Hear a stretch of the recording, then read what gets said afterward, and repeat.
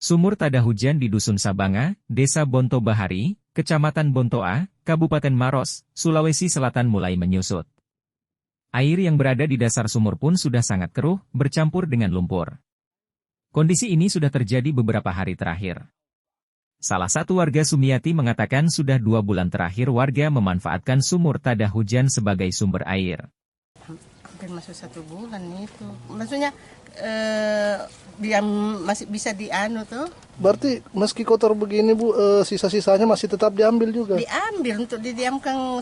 Kalau anu kan agak jernih, jernih baru dipakai. Ini maksudnya ini Bu, airnya kan payo ya atau gimana Bu? Kalau seperti ini? Ini maksudnya air hujan, jadi kadang kalau begini asin-asin nih. Kalau masih baru maksudnya tawar. Ia mengatakan terpaksa menggunakan air sumur yang keruh dan bercampur lumpur sebab harga air yang dijual cukup mahal dan membebani perekonomian rumah tangga. Demi mendapatkan air di sumur tada hujan tersebut, Sumiati pun harus berjalan cukup jauh dengan membawa alat seadanya untuk menampung air. Jarak dari rumah ke sini kurang lebih 3 km dan ditempuh dengan berjalan kaki, tutupnya. Bu, kalau di sini itu memang nggak ada PDAM atau air bersih? Tidak ada. Nggak sampai ya Bu? Belum sampai. Kenapa Bu nggak sampai? Kurang tahu anunya karena belum masuk sini. Seandainya ada PDM, pasti kan banyak orang. Ada berapa sumur tada hujan di sini Bu? Ada 2 di sini. Semuanya sudah kering ya Bu? Iya.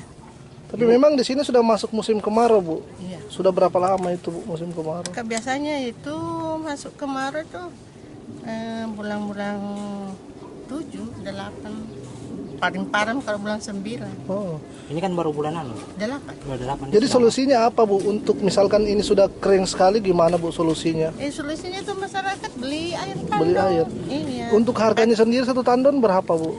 Karena masing-masing ada 45 dan 50, maksudnya dari penjualnya Mami. Itu dirasa sangat mahal ya Bu setiap hari. Iya.